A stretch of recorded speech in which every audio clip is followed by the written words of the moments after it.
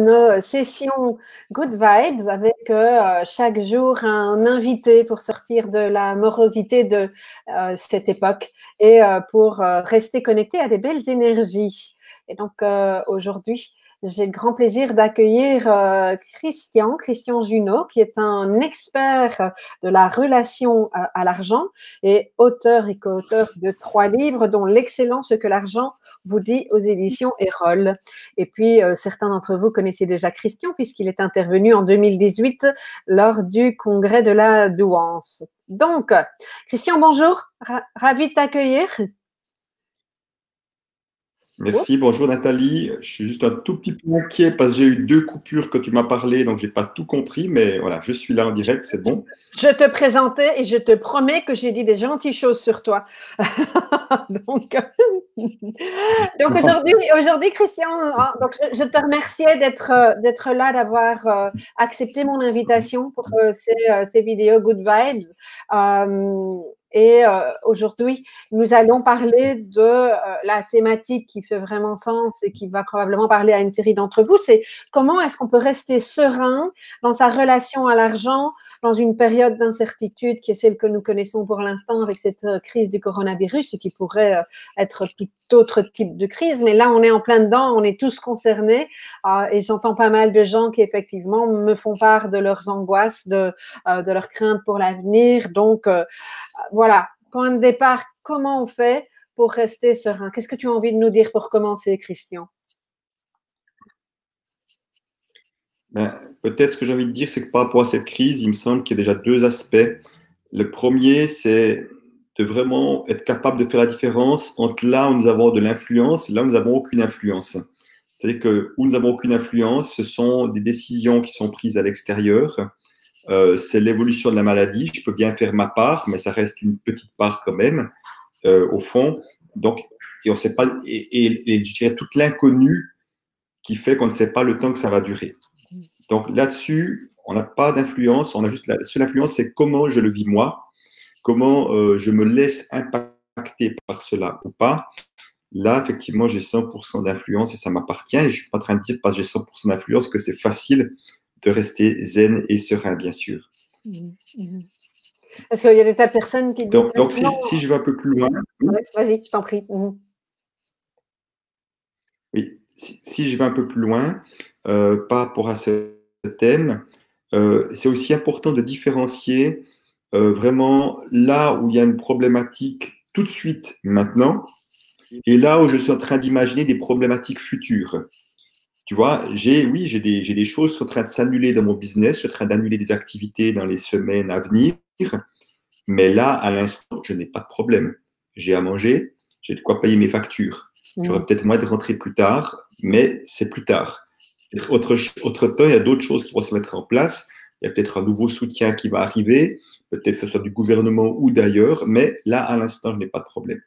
Donc, c'est déjà de voir qu'une partie des peurs, elles sont en lien avec ce qu'on est en train d'imaginer dans le futur, à raison ou pas, on ne sait pas, puisque par définition, l'avenir, nous ne connaissons pas, nous ne pouvons que l'imaginer, nous ne le connaissons pas. Donc, en fait, pour moi, c'est vraiment chaque fois de revenir de ma zone du ici et maintenant et de me dire, là, Christian, est-ce que juste là, à l'instant, il y a un vrai problème, là, dans le présent maintenant? Et en tout cas, la plupart du temps, pour la majorité d'entre nous, la réponse, c'est non. Il y aura peut-être un problème futur, mais juste là, à l'instant. Et j'aime bien l'image que donne un de mes amis, Pascal Astir, je ne sais pas si tu le connais, un Belge d'ailleurs.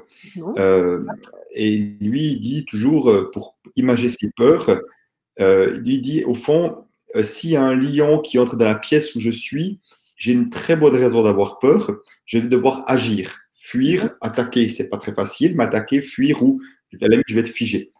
Au fond, parce qu'il y a un réel danger là, à l'instant, tout de suite devant moi. Et il disait, le problème, c'est que la grande majorité du temps, nous inventons des lions dans la pièce quand il n'y en a pas. C'est-à-dire, oui, dans un mois, oui, à ma retraite, oui, à la fin de l'année, tu vois, oui, au moment… Voilà. Ça, on invente des lions et ça ne veut pas dire qu'il n'y aura pas de problème, je ne peux pas prendre des mesures préventives à l'instant présent, prendre des décisions, mais si tu veux, c'est vraiment de moi, je me pose chaque fois cette question, de me dire, est-ce qu'il y a un lion dans ma pièce? Est-ce que je suis réellement en danger là, tout de suite, maintenant? Et c'est important de se poser cette question-là, parce que nous sommes les champions du monde, moi compris, pour se créer des peurs là où c'est pas nécessaire.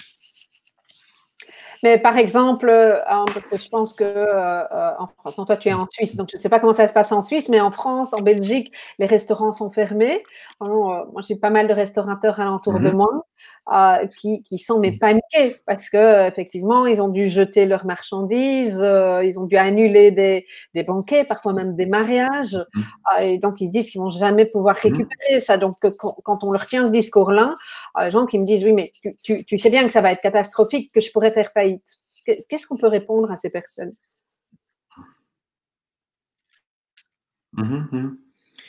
Alors, juste comme avant de répondre à ta question, je ne l'ai pas oublié, j'ai envie de raconter une anecdote parce que je pense que c'est parlant.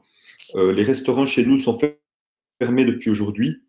Et puis, hier soir, avec mon épouse, Anne-Chantal, j'ai dit, OK, on va aller manger au restaurant pour leur montrer notre solidarité jusqu'au bout.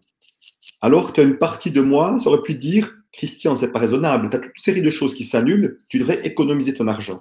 Mais comme j'ai une bonne foi et confiance en la vie, je me suis dit, non, j'ai envie d'être solidaire avec ces gens-là qui, eux, vont devoir fermer leurs activités. Moi, je peux garder des activités, en tout cas par Internet, par exemple, mais j'ai envie d'être solidaire avec eux. C'est un restaurateur que j'apprécie. J'ai envie de noter presque personne dans la salle, mais je dis, je suis là pour toi. J'ai envie de montrer que j'ai envie. Voilà. Donc, tu vois, juste pour montrer déjà que si j'ai pu le faire, c'est parce que je n'ai pas laissé les peurs prendre le dessus, parce que j'ai parti d'une autre partie qui, au fond, sait qu'il y aura des solutions. Et je ne pourrais pas te dire quelles seront les solutions, mais je sais qu'il y aura des solutions. Je n'ai pas besoin de ça avec ma tête. C'est vraiment une sorte de foi dans la vie. Ouais. Donc, c'est peut-être la première chose. Et ça va aussi en partie à ta question, je pense. Parce que, bien sûr, que de la même manière, ces gens disent, ben oui, il y a des mariages, j'ai des trucs comme ça qui se passent, ça ne va pas être rattrapé, c'est vrai. Enfin, c'est vrai, je ne sais pas. Est-ce que les gens se marieront plus tard ou pas? Je ne sais pas. De la même manière que moi, j'annule des cours, est-ce que si je mets d'autres dates, est-ce que les gens viendront ou pas? Je ne sais pas non plus. Donc, mais est-ce que parce que quelque chose n'est pas rattrapable, est-ce que ma vie est foutue, tu vois? Est-ce que parce que j'ai perdu quelque chose au niveau de ma santé, est-ce que ma vie est foutue? Alors, il est sûr que ceux qui sont déjà fragiles financièrement quand ça arrive, ça peut encore plus les fragiliser. Ceux qui ont un peu plus de réserves financières, eh ben, on peut un peu voir venir. Mais ce qui ne veut pas dire que les uns le vivent mieux que les autres, puisque mon expérience, c'est que même ceux qui ont des réserves ou comme des économies peuvent être très, très vite déstabilisés dès que leurs réserves, on touche à leurs réserves en quelque sorte. Puisque leurs réserves, c'est leur sorte de sécurité qu'ils ont, ou pseudo-sécurité qu'ils ont construit à l'extérieur d'eux, parce qu'ils sont insécures à l'intérieur.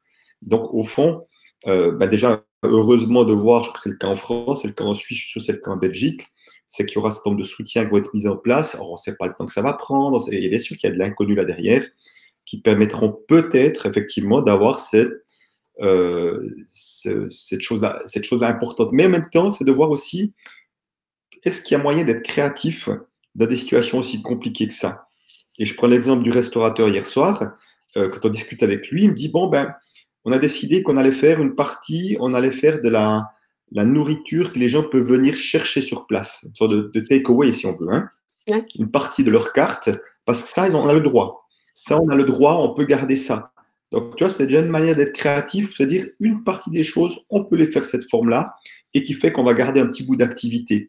Donc, c'était déjà un début, je trouve, de créativité par rapport à cette situation-là, par exemple. Donc, oui, effectivement, il y a des personnes qui ont des situations difficiles. Comment est-ce qu'on peut, en tout cas, ce que je sais par expérience et de moi et des autres, c'est que si je suis dans le stress ou sur-stress, il y a peu de chances que je prenne des bonnes décisions. Ouais. Donc, comment est-ce que je peux me faire accompagner éventuellement, aller faire une balade dans la forêt, ce que j'ai fait, j'allais courir en forêt aujourd'hui, ça m'a amené plein d'idées, etc., pour justement un peu sortir de ça et puis permettre un peu au stress de tomber, et puis avec le recul de dire, OK, quelles pourraient être les meilleures décisions, ou si mon meilleur ami me demandait quoi faire, qu'est-ce que je lui dirais, tu vois?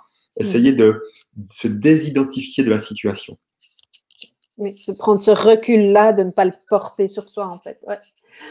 Je rebondis parce que tu sais que effectivement chaque jour j'interviewe quelqu'un et hier effectivement Aurore qui nous a parlé de mindset et de booster son énergie a mis en avant toute une série d'éléments qui étaient importants justement pour pouvoir prendre la distance et elle fait exactement le même lien avec les décisions. Elle dit que quand on est dans la peur, on ne prend pas les bonnes décisions. Donc voilà, j'invite aussi notre public à écouter cette partie-là, comme j'invite notre public à poser les questions dans le chat pour que nous puissions effectivement les envoyer à Christian. Voilà.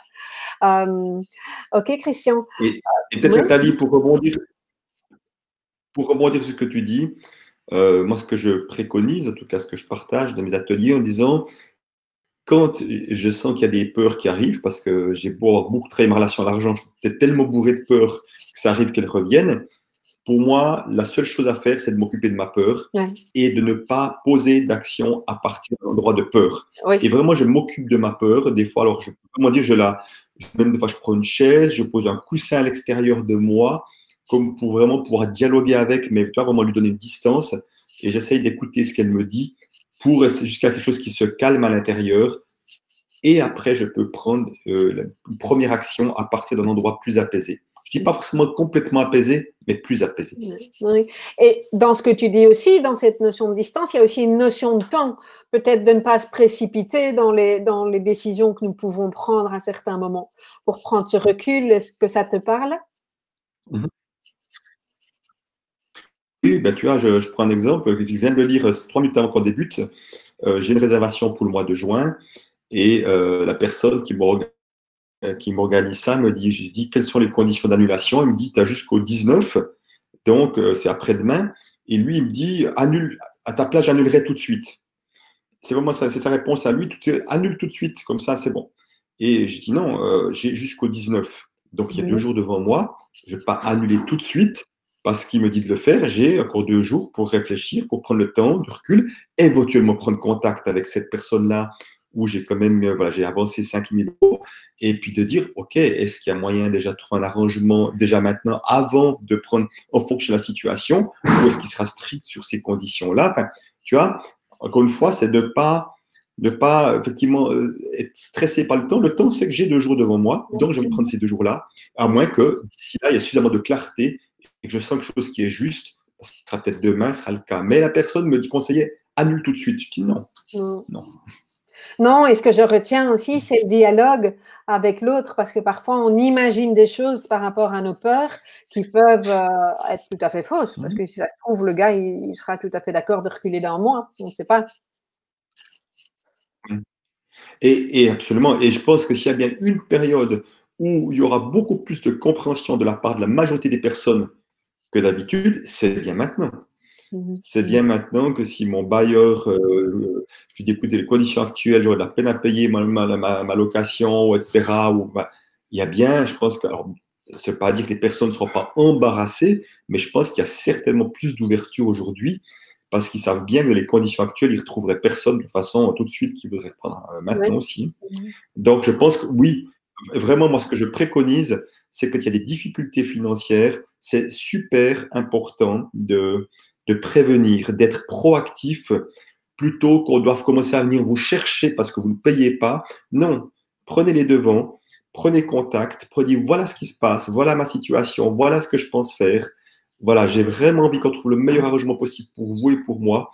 Et c'est pas la mauvaise volonté, j'ai bien l'intention de vous payer, voilà, etc. Tu vois, mais au moment où on est comme ça dans je dirais, ce côté proactif, il y a beaucoup plus d'ouverture de l'autre que si l'autre doit venir me chercher 3 fois avant que je réponde, il n'a pas très envie d'être ouvert avec moi. Et c'est important qu'on a des dettes ou des situations compliquées, d'être dans cette attitude-là. Ouais. Mais donc, tu dis proactif au moment où il y a un problème. Donc, parce que je fais la différence aussi. Pas proactif par rapport à un problème qui n'existe pas encore, mais proactif au moment où il y a un problème. Voilà, je ne sais pas payer mon loyer ou payer telle chose. Je prends les devants et j'assume. Je prends ma responsabilité, en fait. Hein. En tant qu'adulte, je vais échanger avec l'autre. C'est ça que j'entends, en fait. Hein. Ouais, OK. Oui. Tout à fait. Donc, je rappelle à notre public que si vous avez envie de poser des questions, allez-y, hein, posez-moi vos questions dans le chat. Qu'est-ce que tu aurais à donner comme conseil ou quel est ton avis par rapport aux personnes qui ont peur des licenciements?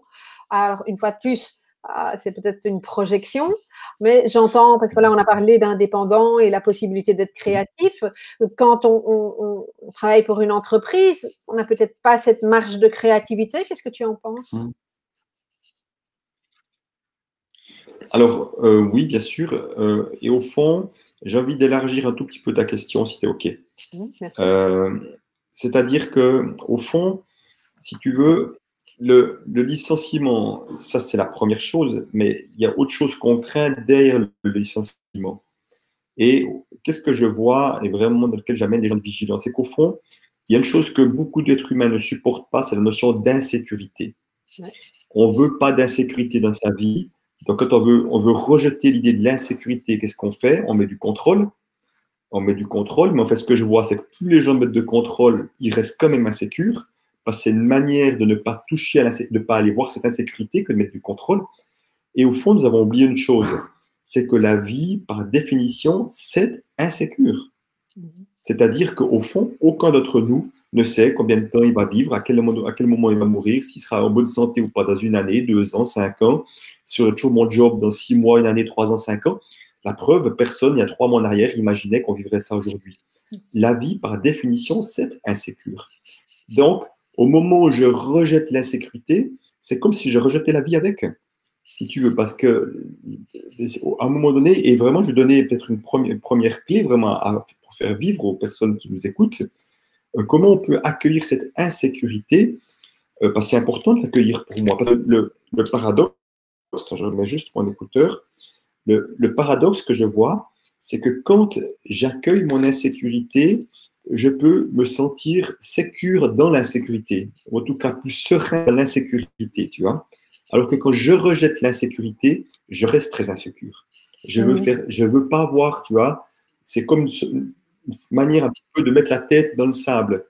Et au fond, pour essayer d'accueillir cette partie, s'autoriser à être insécure en soi, alors, comment on va le faire? Alors, c'est vraiment des phrases, j'ai proposé 2 phrases à dire, et les auditeurs, je propose vraiment que vous le fassiez en même temps, et pour ça, ça vous demande d'avoir les pieds à plat au sol, et puis peut-être les mains en position d'ouverture, en tout cas pas les bras croisés, et tu peux essayer de le faire, d'ailleurs, Nathalie, comme ça, et se dire, je suis insécure, et c'est pleinement OK. Tu peux essayer de le dire aussi, je suis insécure, et c'est pleinement OK.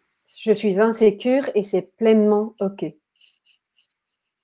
Et juste être à l'écoute de ce qui se passe dans le corps, éventuellement émotionnellement et dans le corps également. Uniquement ça. Et de retirer la phrase éventuellement une 2e fois.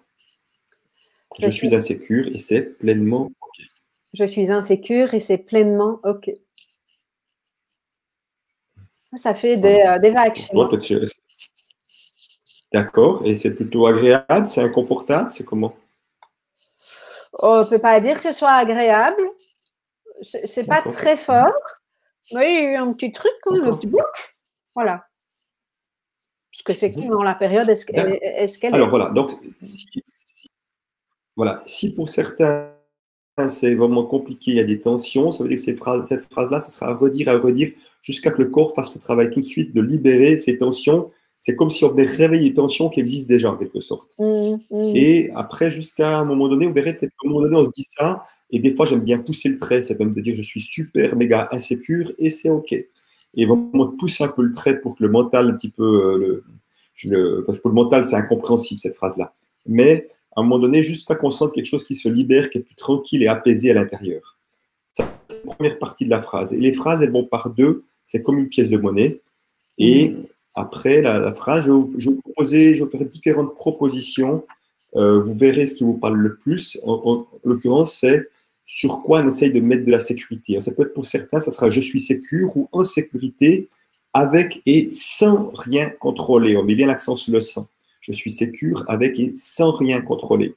Pour d'autres, ça peut être je suis sécure avec et sans argent, par exemple. Ou je suis sécure avec et sans savoir ce qui va se passer. Donc, je vous propose peut-être d'essayer. Je peux d'essayer en disant, essayez de voir la phrase qui vous parle le plus, pour les essayer, tester les trois. Et même chose, regardez ce qui se passe dans le corps. Regardez celle qui a le plus d'impact dans le corps, ou émotionnellement ou dans le corps, c'est la meilleure. Donc voilà, je vois qu'il y a des personnes qui ressentent bloquées. Alors vraiment, si jamais c'est le mental qui prend le dessus, on peut dire que c'est un mensonge à son mental qui se calme un petit peu et de redire les phrases. Donc comment? Donc je suis sécure avec et sans rien contrôler, ou je suis sécure avec et sans argent. Je suis sécure avec et sans savoir ce qui va se passer. Vous pouvez essayer les unes et les autres, et puis vous pouvez mettre un petit commentaire une fois que dans le blog, une fois que vous avez dans le chat, plutôt une fois que vous avez essayé. Vous voyez, on est en train de séparer le fait de se sentir en sécurité de la condition extérieure. Jusqu'à présent, on croit que je suis sécure seulement si j'ai de l'argent. Je suis sécure seulement si je contrôle les choses. Je suis sécure seulement si je sais ce qui va se passer. Donc, voilà. Donc, quelqu'un dit « je me sens zen » en disant la phrase. Ben, c'est bien. Si je sens zen, c'est que tu as déjà, sans aucun doute, déjà accueilli la notion d'insécurité en toi. Voilà, c'était dit avant. Donc, je laisse tester. Je suis quelques secondes et puis vous me direz après ce qui se passe. Christian, ces trois contextes classiques, ceux que tu viens de donner, sans argent, sans savoir ce qui va se passer et sans je ne sais plus quoi, ou est-ce que c'est parce que tu as l'habitude de choisir ces trois-là? Alors c'est des contextes assez classiques, mais si tu veux, si ma sécurité dépendait d'autre chose qu'une de ces trois choses-là, c'est autre chose. Je suis sécure. Si ma sécurité dépend du fait d'avoir un salaire ou un emploi, je suis sécure avec et sans emploi, par exemple. Ça peut être ça aussi. Donc, on pourrait trouver d'autres variantes. Si ma sécurité dépend de mon conjoint et de ma conjointe, je suis sécure avec et sans mon conjoint, avec et sans compter sur mon conjoint, des choses comme ça. Donc, on pourrait trouver d'autres variantes. Simplement, ces trois-là, je dirais qu'elles sont assez classiques. D'accord. Ça pourrait être « je suis sécure avec et sans logement » parce que je voyais hier quelqu'un qui partageait qu'elle devait déménager et que c'est compliqué pour elle pour l'instant. Donc, ça pourrait être ça aussi, quoi. OK. Absolument. Tout à fait. Tout à fait. Et vraiment, tu as l'histoire du logement, c'est vraiment de voir que, en tout cas avec un minimum de confiance en la vie et d'avoir aussi l'humilité, parce que ça demande l'humilité, d'oser demander du soutien à l'extérieur, d'oser dire ma situation est compliquée, il y a des solutions qui se présentent, et je pense à mon amie Lilou Massé, qui j'ai écrit mon 3e livre. Elle a écrit un livre qui s'appelle « Je n'ai pas d'argent et ça me plaît », où elle explique qu'elle a perdu son job, elle s'est retrouvée avec plus rien, plus d'argent du tout, très rapidement en fait, et qu'au fond, elle a dû revenir habiter chez sa mère, alors qu'elle était partie en pétard chez sa mère, plutôt en claquant la porte. Donc ça demandait beaucoup d'humilité pour elle, d'oser demander pour revenir là, mais au fond, la vie lui a amené une solution. Elle était nourrie, logée, et puis c'était la meilleure solution possible pendant un certain temps, le temps qu'elle se refasse une santé financière, qu'elle développe d'autres projets. Et bien sûr, ce n'était pas sa stratégie préférée. Mais est-ce que nous avons toujours une stratégie préférée? De voir que la vie peut être généreuse en nous offrant tout. Là, j'écarte grand les bras, on ne voit pas toute une série de palettes. Et si moi je veux ça, je me limite parce que la vie est prête à m'offrir beaucoup plus que ça. Et parfois, ce n'est pas la solution préférée et c'est comme la solution. La solution, ça peut être le chômage parfois. Et c'est tant mieux. Si j'ai le chômage, tant mieux d'avoir cette possibilité-là. Je pourrais ne pas l'avoir du tout. Et je peux aussi plutôt dire merci plutôt que me battre là contre. C'est la meilleure solution que la vie me propose pour l'instant. Oui, parce que tu parles d'humilité et je trouve que c'est important parce qu'on a quelqu'un dans le chat qui nous parle de honte si jamais la personne était licenciée. Et ça peut jouer effectivement cette fameuse honte dans les décisions qu'on va prendre et dans la manière dont on va avancer. Tu as un avis là-dessus, Christian? Si tu veux, moi je m'occuperai aussi de ma honte parce que la honte, elle est toujours en lien avec l'extérieur. C'est-à-dire que c'est toujours en lien avec l'extérieur, autrement dit, du regard que les autres auront et tout ça. C'est donc, moi j'aime bien aller voir, mais je dis au fond, c'est quoi le pire que tu puisses imaginer qu'on puisse penser de toi, tu vois? Et d'un coup, ce serait de dire, c'est que je suis un loser, je suis un échec, enfin, c'est ce genre de truc qui va peut-être sortir, je suis nul. Et c'est ce genre de choses que j'entends parfois. Et j'aime bien aussi, encore une fois, prendre un pas de recul en disant, mais au fond, ça veut dire qu'un ami qui serait au chômage, qui aurait perdu son job, à partir de là, on est d'accord que tu vas penser que c'est un loser, un échec, si tu penses ça. La plupart des gens disent, non, pas du tout. Je dis, mais alors pourquoi Les autres devraient penser ça de toi si toi, tu ne penses pas ça d'eux. Tu peux voir que la construction du mental que tu es en train de te faire, le film que tu es en train de te faire, notre ami commun Martin dirait, cette histoire de merde que tu es en train de te raconter, c'est une histoire de merde et c'est pas la réalité. Et s'il y a des gens qui ont envie de penser ça, est-ce que tu as vraiment envie de les fréquenter? Et c'est leur choix, ils ont le droit. Mais au fond, moi, je n'ai jamais pensé ça de quiconque et je suis sûr que la plupart des personnes ne pensent pas ça non plus. Alors qu'il y a plein d'histoires qui montrent aussi que parfois perdre son job, c'est une nouvelle chance et ça peut être vraiment une opportunité absolument extraordinaire. Ben, c'est ce qui m'est arrivé il y a 10 ans. Hein. J'ai perdu mon job suite à la crise des subprimes et je me souviens qu'effectivement, il y a des gens qui l'ont. Parce que, encore une fois, on était 5000 et dans le bureau, on a pratiquement tous perdu notre job. Et j'ai vu, c'est intéressant de voir l'histoire que chacun se raconte. On a vécu la même chose et on a un vécu complètement différent. Une amie qui était là-dedans, qui disait « ça y est, on veut plus de moi, je suis rejeté, machin », c'était son scénario. Un autre aussi, je ne sais plus, a commencé à gueuler sous la... Voilà. Donc, et moi, la différence, c'est que j'avais un habit belge à la maison, et on avait une bonne bouteille pour célébrer ça le soir même, tu vois. Mais c'est quoi? Je n'étais pas meilleur que les autres. C'est juste que moi, j'étais prêt et tout de suite, j'ai dit, ça, c'est la chance de ma vie. Parce qu'il y avait aussi un chemin qui avait été fait, il y avait déjà une ouverture. Et je peux te dire que l'ami qui disait, on me rejette, et elle a pleuré, elle était au chômage, machin, je l'ai revu des mois après, parce que voilà, et je l'ai soutenu pendant cette période-là. Et elle a trouvé un job, elle m'a dit, mais j'aurais jamais pu imaginer de ma vie trouver un job aussi bien que ça. Et au fond, tu vois, elle a eu 10, 20, 50 noms. Et avant de trouver ce job, je dis, tu te rends compte, chaque nom, elle était atterrée. Je dis, chaque nom a été un cadeau. Parce que si n'importe lequel avait dit oui, tu n'aurais jamais eu ce job de rêve. Simplement de là, ce que j'ai retenu comme histoire, avec mon mental, je suis incapable de savoir si ce non ou ce oui est une bonne chose ou une mauvaise chose. Je ne sais pas. Et là, en l'occurrence, il y a eu 50 noms qui ont été des cadeaux, mais elle ne le savait pas, si tu veux. Et c'est toi, c'est important. Là aussi, ça revient à l'humilité de dire, je peux imaginer des choses, mais au fond, je ne sais pas. Non, et j'ai envie de témoigner par rapport à mon expérience en tant qu'indépendante. Ça m'est arrivé, comme tout travailleur autonome, de perdre des contrats.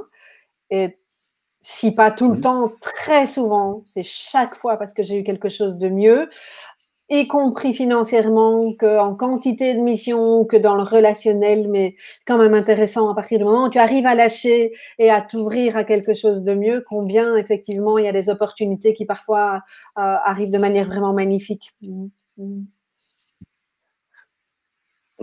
Absolument. Et moi, j'aime bien voir aussi, des fois c'est difficile sur le moment, mais au fond, moi, j'ai cette capacité la plupart du temps assez vite faire le pas de côté pour me poser la bonne question. Et souvent, c'est de me dire, et s'il y avait un bénéfice secondaire, lequel ça serait? Parfois, c'est de me dire, ah ben oui, j'ai besoin de temps de repos et tout, et la vie me l'offre. Quand je ne veux pas le prendre moi-même, la vie me l'offre, tu vois, parfois. Et comme tu dis, et parfois parce qu'il y a une meilleure solution qui se présente, et y compris cette période-là maintenant, c'est la même chose. Et s'il y avait un bénéfice secondaire, qu'est-ce que ça serait?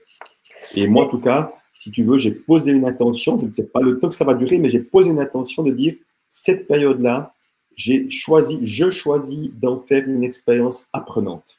Ça, c'est mon intention, d'apprendre sur moi, d'apprendre sur la vie. Enfin, je ne sais pas ce qui va se passer, je ne sais pas le temps que ça va durer, mais je vais faire ça, c'est vraiment mon intention, de le vivre comme ça. Alors effectivement, cette période de crise de coronavirus, moi, perso, et puis j'échange aussi avec pas mal d'amis. Hein, j'ai une amie qui me disait hier, elle me dit génial, je vais enfin pouvoir ranger chez moi.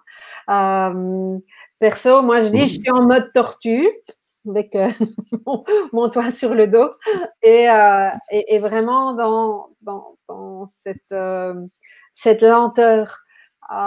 Quelque chose que je trouve déjà appréciable. Donc voilà, c'est comme ça que j'ai envie de le prendre en tout cas. Christian, il y a une question. Pour d'autres, ça peut être en mode développement de projet. Oui, aussi. Pour d'autres, ça peut être en mode développement de projet. Voilà. J'écoute ta question, excuse-moi, je t'ai coupé. Alors, il y a quelqu'un qui dit ici, j'arrive en termes de chômage à la fin de ce mois-ci et je dois trouver un travail. Je suis en questionnement car je suis artiste et je n'arrive pas à oser proposer mon offre pour aider les gens par peur de profiter de la situation financière. Qu'est-ce que tu as envie de... Intéressant comme... Alors, tu as... Oui, absolument. Et là, si tu veux, c'est encore une histoire du regard des autres. Parce qu'au fond, tu as la peur de profiter de la situation financière, c'est qu'est-ce que les autres vont penser de moi si je fais ça maintenant? Oui. Et en général, des peurs comme ça, une des grandes peurs en lien avec l'argent, c'est la peur de passer pour vénal. Oui. Parce que j'ai peur de passer pour vénal, par exemple, les gens vont ne pas s'autoriser à faire des choses qui n'ont rien de vénal. Je crois des exemples tout bêtes que j'entends tellement souvent. Je fais une prestation et les gens disent ah non, je ne vais comme pas envoyer ma facture le lendemain ou le surlendemain. Les gens vont penser que je suis vénal. Je dis c'est amusant. Moi, quand les gens me font ça, je trouve que les gens sont professionnels. Tu vois, mon regard est très différent. Quelqu'un qui envoie sa facture de la prestation, j'appelle ça du professionnalisme. Alors ces gens, ils vont attendre 3 semaines, 1 mois, 3 mois, 6 mois parfois pour envoyer leur facture parce qu'ils se font des films, parce que j'ai peur du regard des autres. Donc pour cette personne-là, au fond, si tu as quelque chose à proposer qui va contribuer à quelque chose de positif, vas-y, fonce. Le monde a besoin de ça, pas besoin d'autre chose que ça. Ce sont encore des histoires de merde qui se racontent pour nous empêcher d'offrir notre meilleur au monde. Nous sommes là pour ça, pas pour autre chose. Par rapport au regard que nous posons sur nous, hein. Oui, oui, tout à fait. Ok, Christian. Oui, peur de passer pour profiteur, peur de passer pour... Oui. Mais c'est ce qu'on entend aussi dans le milieu de la relation d'aide. Comment est-ce que cette personne ose demander autant alors que les gens sont en souffrance? C'est aussi une croyance qui est assez bien véhiculée. Et là encore, parce que c'est vrai, absolument, si tu veux, parce qu'il y a des gens qui sont mal intentionnés. Je dis ça, c'est pas négatif, que ça va peut-être être un manque de conscience qui dit ça te fait rien de gagner de l'argent sur le dos des gens qui vont pas bien. Et j'aime bien répondre quand même aux dernières nouvelles. Il semblerait que j'y sois pour rien si les gens ne vont pas bien. Comment se fait-il qu'un directeur d'entreprise, je prends un exemple, qui serait surstressé et de pas, à cause de son surstress, aura des attitudes maladroites vis-à-vis de ses collaborateurs et générera du stress par son comportement et potentiellement des gens qui vont mal, même si chacun a sa responsabilité, bien sûr. Ces gens-là pourraient gagner beaucoup d'argent, ça ne choque pas. Et moi qui suis en bout de chaîne, qui suis à prendre soin des gens qui vont mal, je ne devrais pas gagner d'argent. Là, il y a un truc que je ne comprends pas. Hein, et t'imagines pas, j'ai des fois des personnes qui travaillent dans des pompes funèbres, ce qu'ils entendent d'horreur, mais vous n'avez rien de gagner de l'argent sur le dos des morts. Et je dis, on est bien d'accord, aux dernières nouvelles, vous n'y êtes pour rien si les gens sont morts. Comment juste vérifier avec vous quand même, tu vois.